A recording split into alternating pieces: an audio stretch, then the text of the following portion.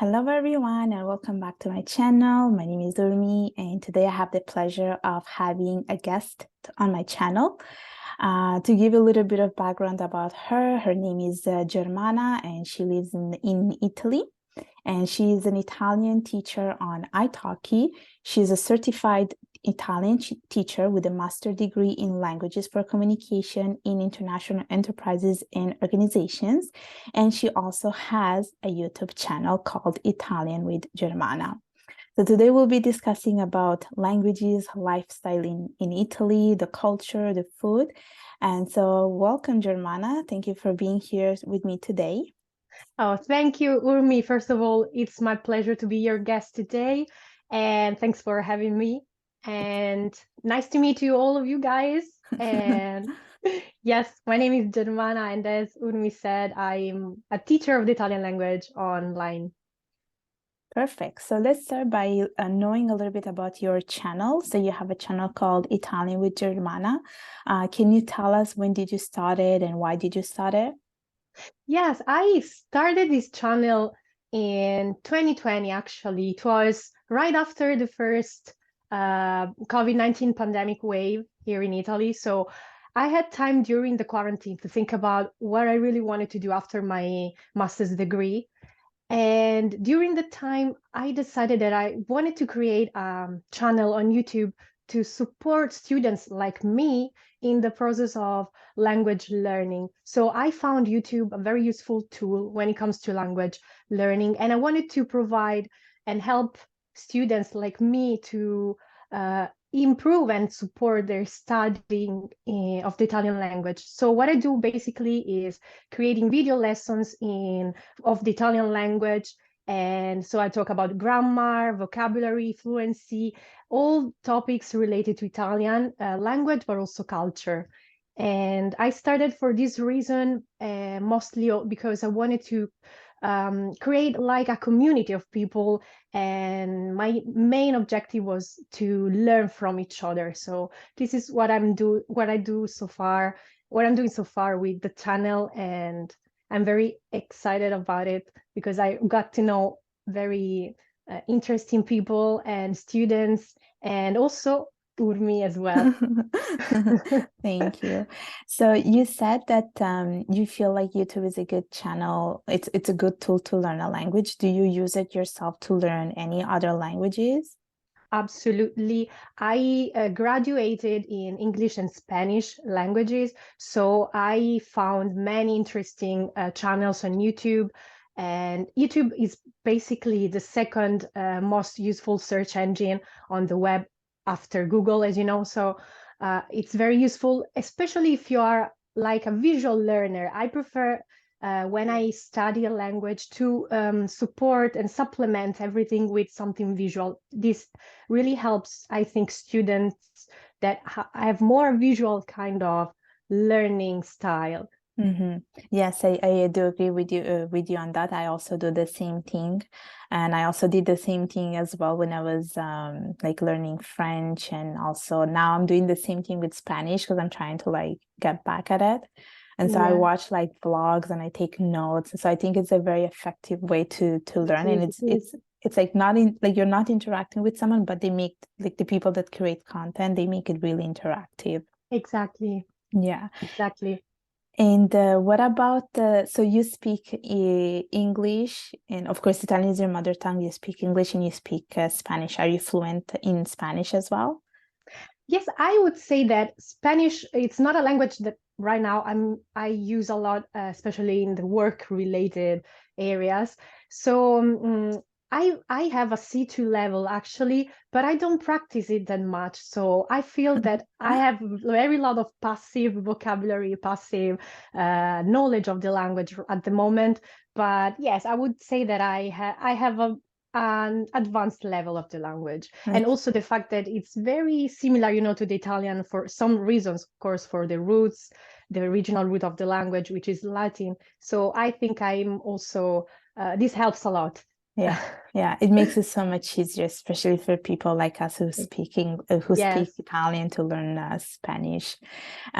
So you do have a YouTube channel. You're also an italki teacher. So what is your like teaching style, or what can people expect from a lesson from you?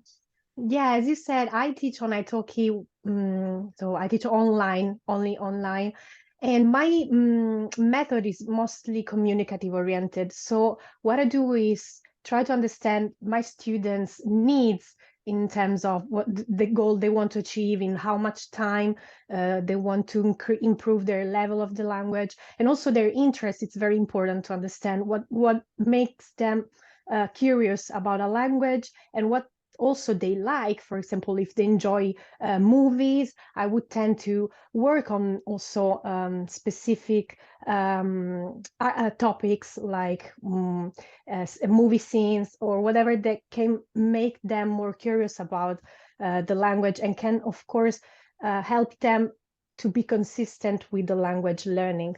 So I would say that my method is very communicative in this sense, because I want to help them communicate with the language, not only providing them with grammar and vocabulary, which is of course important to improve, but the communicative aspect of the language is essential, of course. And also, if they are students that want to move here, the way I try to teach the language, it's different if they, for example, just live in the country where they were born.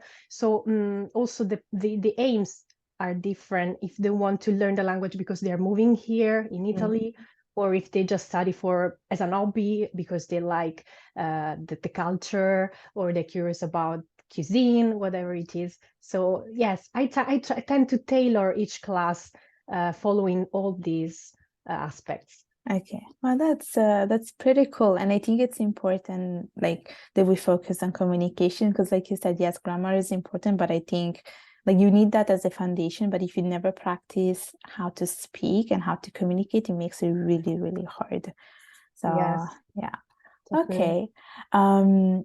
So you also have a podcast, and it's called Made in Italy. So I'm assuming you also help your students to focus on their active listening skills. So can you tell us a little bit about your podcast, and is it for beginners? Is it for intermediate level, for people that have an advanced level of Italian? What is your podcast about?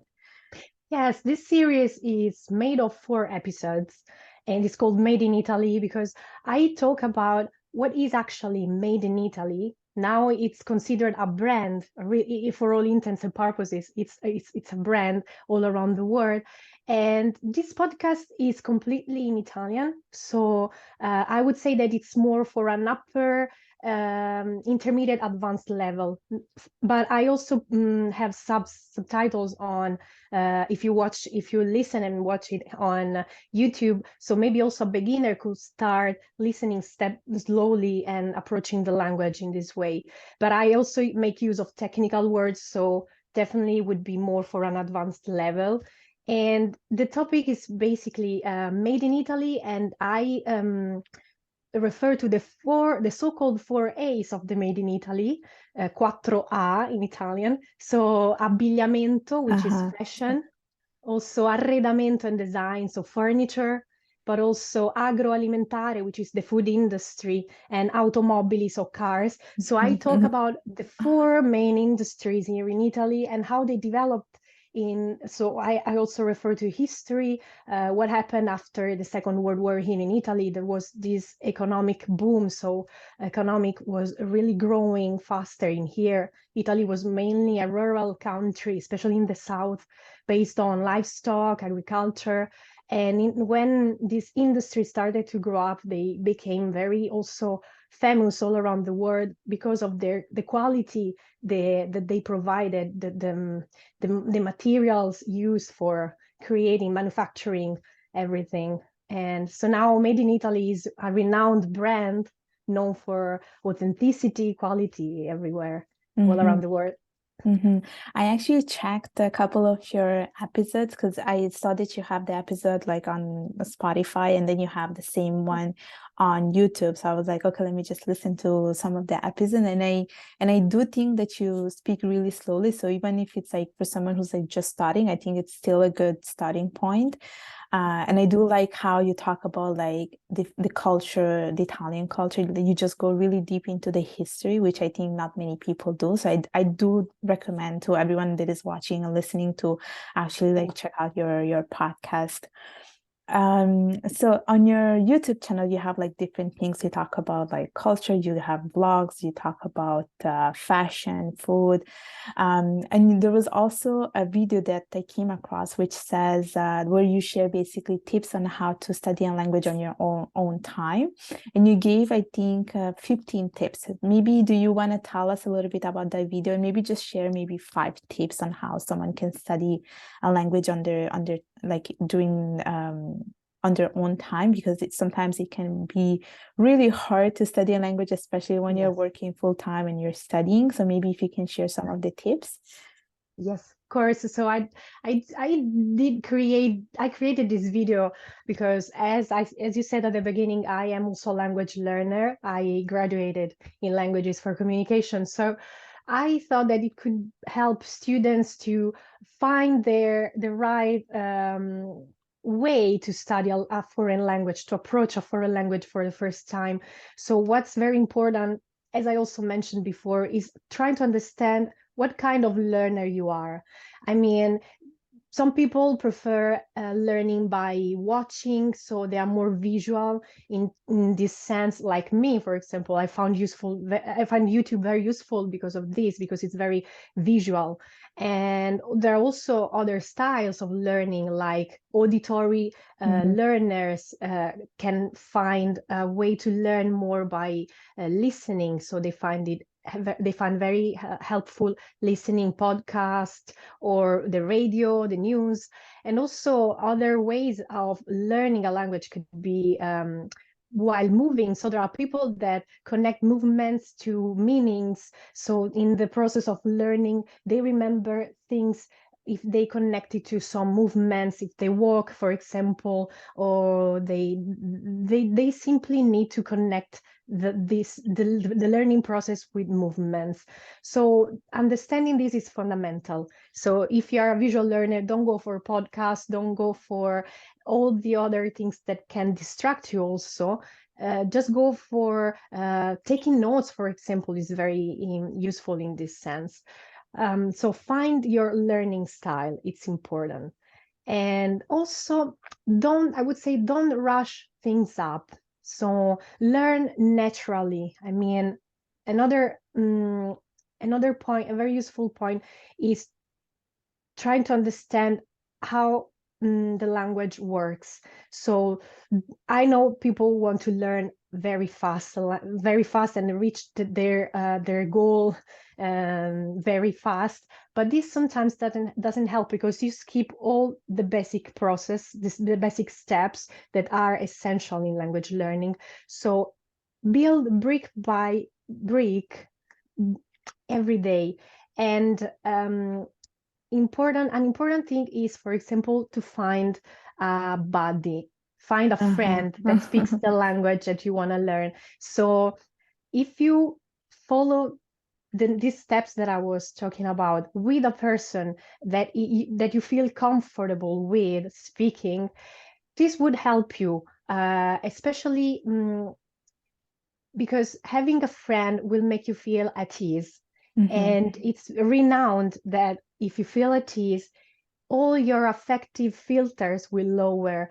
And so you learn language with more in a more enjoyable way, and you remember things easily.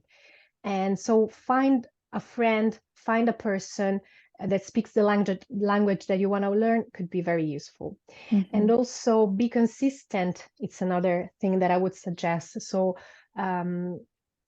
always find your daily routine or your weekly routine. Find find a spot in your day to dedicate only for language learning, for the language that you are learning at the moment. So the consistency will help you really mark and see the progresses you're making throughout the journey. So if you look at yourself back, then you'll see how much you have grown in that period. So consistency is fundamental, also because language evolves every day. So you must, in some ways, be always updated with that. Language is a living thing, so be consistent helps a lot in this case. And also, I would say, yes, enjoy all the aspects of the process. Don't see language learning as something that you have to do. Mm-hmm. Be passionate about it. That's also a key point for that. And also, depending on the kind of learner that you are, maybe watching a movie also can help. So find the everything that you feel that can support your study, that can support your language learning. So make use of movies. Now we have all the platforms available online for watching movies or in the language that you're studying. So make use of these tools, or maybe the news could be also a good way. Watch news, listen to news on the radio. So according to the kind of style you have, go for it for the best solution for you. Yeah, thank you for the tips. I think you shared like great tips. And I think like some of the ones that you mentioned, like finding a buddy, I think it's a great way to actually learn a language, because you get to speak about different topics, and not you just do not tailor in one topic, and you get to develop more vocabulary. And also the fact of like listening to radio, I think that's also a great tip, because let's say you're someone who drives to work and you don't have time to, learn a language, then you can just like listen to something while you're driving. So you could like tune in an episode of your favorite podcast, or you can listen to the radio. I think that's a great way to also learn. And I think I do agree the consistency is very important. Being self-disciplined and being persistent is also very, very important, because it's not something that happens overnight. So you touched about the topic of movies, and I wanted to ask you about music, because I've seen on your Instagram page that you have that you talk about music. So what do you think about learning a language with music? And if someone wants to learn Italian by listening Italian music, do you have a good singer that you can suggest? Yeah, I think that music is very helpful in language learning. I mean, to be honest, I started studying the English language because I wanted to sing the songs that I liked at that moment. So I wanted to be able to sing those songs. So music really moves the curiosity of people who are studying languages, of course, and it's a great tool, but you have to be also aware of how to use it, because sometimes music, especially artists, tend to modify grammar in some ways. They have licenses to do that. So music is helpful because you can learn, for example, colloquialism, interesting ways of using slang, but don't rely on it too much. So take it as an entertaining tool. So play with the language in that sense, but don't rely on that 100%. And so use it to supplement everything. Don't rely on that one really 100%. And that's my personal experience, because as I said, I was curious about being able to pronounce, to read that language, to sing the songs that I wanted to learn. But it happened that I found mismatch between what I was studying of the grammar of the rules of the language, the so-called rules of the language, and what it was a lyric saying to me. So yeah, rely on that, but be careful with the music. And I would say that there are many, new Italian artists now. And especially if you enjoy Italian music, I suggest watching Sanremo, the Italian festival each year, taking place in February each year. in Sanremo, in the city of Sanremo. That's a great event to get to know also the new Italian singers popping up, the new generation of singers. But depending on the kind of music that you like, you can go for canzoni d'autore, so the songs that are really typical of a period in Italy here, where in the 60s, 70s, so where there were these songwriter coming out like Lucio Battisti, Lucio Dalla, Franco Battiato.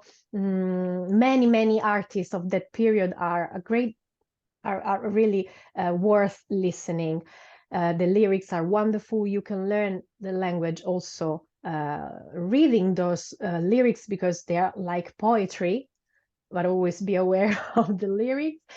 And but I would say that nowadays the kind of music that new generations also like is different from the past. So I personally enjoy Mahmood, who also won the festival 3 years ago, if I don't get wrong. And Mahmood is a great artist, in my opinion. He also has some Arabic influences in his music, but he sings in Italian most of the time. And there are, depending on the kind of music you like, as I said, also rap music. I enjoy Marracash, for example. Depending on that, you can go for the kind of voice also that you prefer. There are people loving Laura Pausini, Eros Ramazzotti. Yeah. They are very renowned internationally, Yes. as well as Tiziano Ferro. So you can find the artists that you like and really study also all the lyrics that they write. And in my opinion, Mahmood is a great artist. I usually listen to the singers that come out from that show called Amici. I don't know if you watch it. So I think those are like great singers. I usually listen to them, and I really like their music. So definitely they're very talented. They're Yes, very it's true. talented. Yes. Okay, so moving on, because I know that you live in Italy and you're located in Rome. So I wanted to ask you, what would a day of an Italian living in Rome look like? Maybe tell us a little bit about what they do, like what time they have breakfast, what time they have dinner, lunch, things like that. Yeah, I do. I live in Rome, and my personal routine, but also because I work in an office, so I work during the day, of course. I'm referring now to what people do if they work during the day instead of the night. So a typical day is waking up around 6, 7 a.m., having breakfast 7:30, because office is open from 8 to 9. So you have that time frame to go and have breakfast, usually at the bar. It's very common if you go to work, if you commute to work, to step in a bar for an espresso, so very fast coffee, or a cappuccino with a cornetto. It's very common to go at the bar. It lasts really 5 minutes, no more, and then you can go straight to the office. But there are also people like me, for example, who prefer having a slow breakfast at home, always with a cappuccino, a cornetto. I love it. But depends on what kind of person you are. But usually going to the bar, it's very common to find people entering and going out very fast in an Italian bar in the morning, around 7:30, 8. And then the work day, usually if you work full time, it is of 8 hours of working and 1 hour of lunch break. So we have this kind of time dedicated only to lunch. So you go to lunch around 1 p.m. and usually the lunch is very light. You don't want to fall asleep during after the second part of the day. So it's very light. And what we constantly focus more is the dinner. So I myself prefer having a proper dinner. So a main course, a side dish is a good way for me to have dinner. And a dessert, of course, if you enjoy the sweets. So this is more or less the work day of a person working in an office, and usually on the weekends we have Saturdays and Sundays off. So here in Rome, there are many green areas, many places that you can go, parks, and also events. The city is always moving, so there's time to enjoy family and friends moments everywhere, really. Mm-hmm. Well, Rome is really big. There are many things to do, so like you can never go wrong with it. And I do want to point out something that you mentioned, because I did the same mistake when I first moved, is that so when you say bar, actually it has a different meaning depending on in which country you are. Because if you say bar in Canada, it's a place where people go and have drinks. Wow. Yeah, it's not the place where people go and have coffee. So we call it Sounds coffee shop. weird. So I just wanted to A like coffee shop. point out what you said, because I don't want people to say, oh, you're going to a bar in the morning to have We drink alcohol. alcohol. Yes, So definitely. I was referring to a coffee shop. yes, a coffee shop, because I did the same mistake when I first came here. I was like, is it not the place where you guys go and have coffee? They were like, no, Yes. it's actually a place where you go and have a drink. So That's so interesting. I know. So thank you for sharing all that. Talking about culture, I see that you have a very big bookshelf behind you, and I wanted to, it seems like you're a book lover. Do you have any books recommendation for someone who want to learn Italian, or want to read about the Italian culture through a book? Yes, I bumped into an Italian author who's now renowned internationally, who is Elena Ferrante, and I would suggest that her it's a novel divided into four parts, four series, and it's called L'amica geniale. So the Neapolitan novels, I know it's called abroad, and if you want to know more about Italy after the Second World War. This story is really is a novel, and the main character is called Elena Greco, who is by the beginning of the book is a child basically, and she you in this in this series you really follows her life from the childhood to the old age, and you grow up like with her really. So she grows up in Napoli, in Naples Uh-huh. after the Second World War. The background is always historical in all these books, so you really see Italy how it evolves.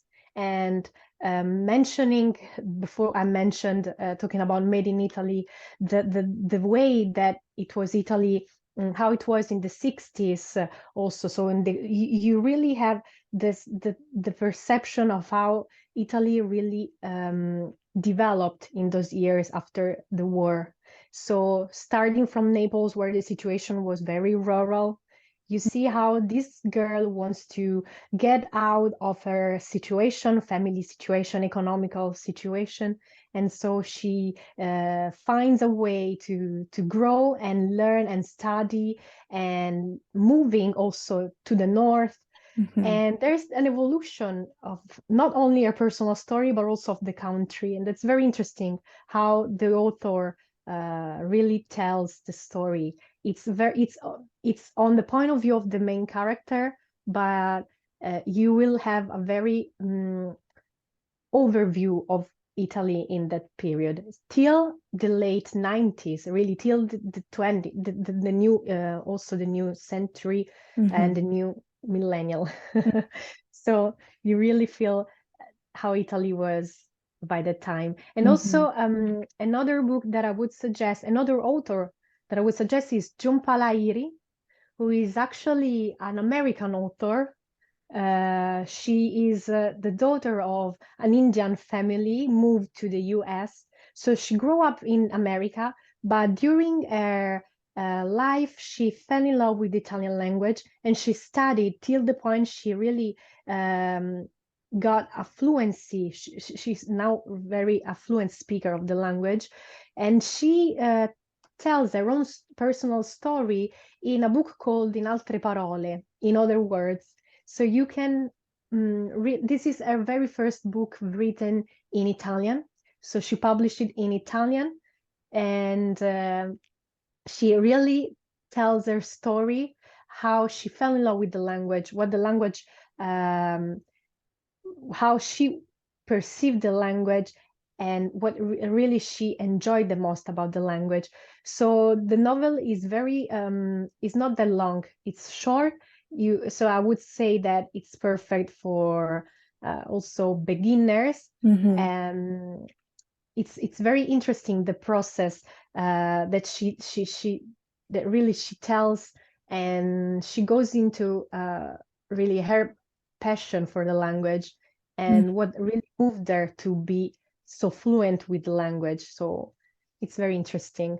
Okay. Well, I will definitely put the name of the books in the description so people can go and purchase the books.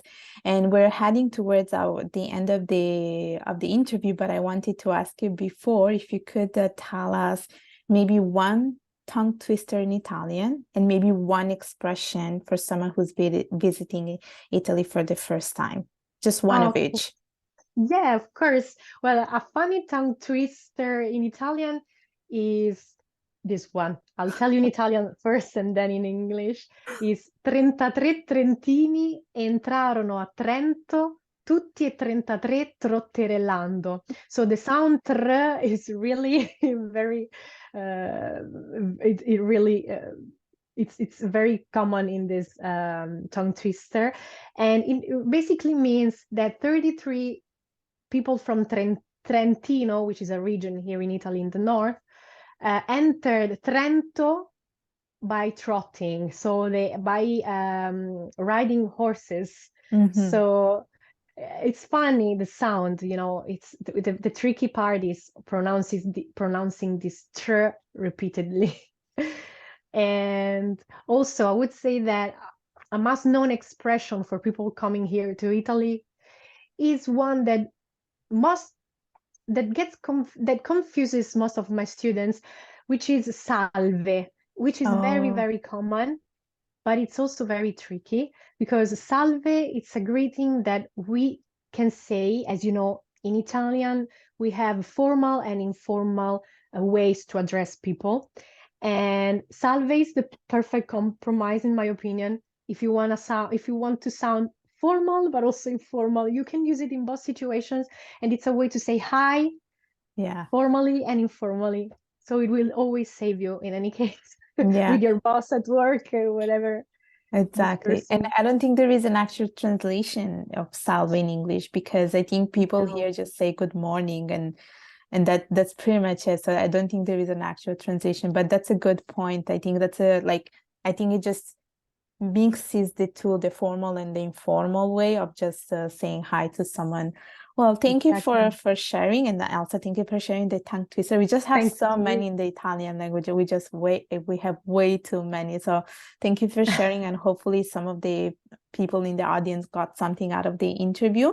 But before I let you go, I wanted to ask you, where can people find you and how they can connect with you if they want to take a lesson or if they want to subscribe to your YouTube channel? Yeah, of course. You can find me on YouTube, Italian with Germana.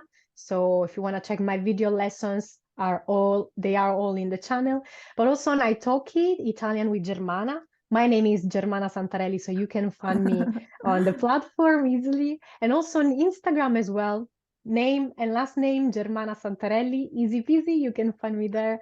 And also I have a Facebook page called Italian with Germana as well. So you can find me on these platforms easily, and also on Spotify if you want to listen to the Made in Italy series. Just listen it without subtitles.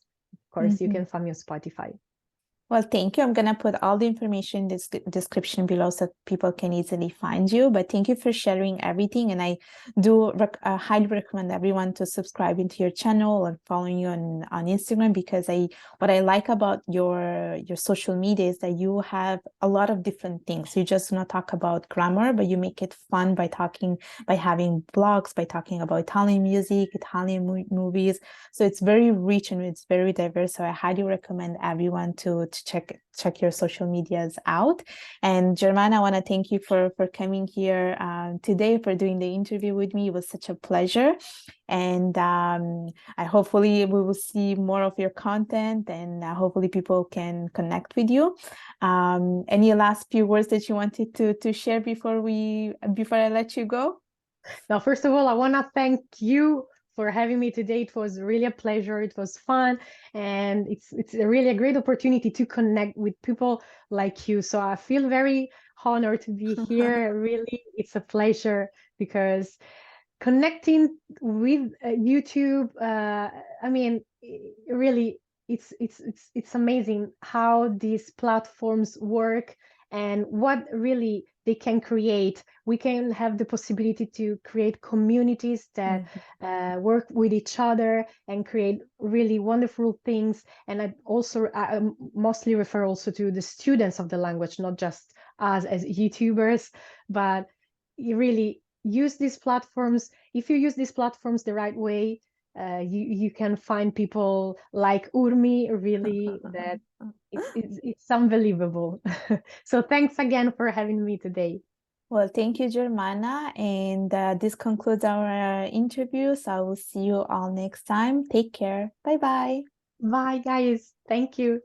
Ciao.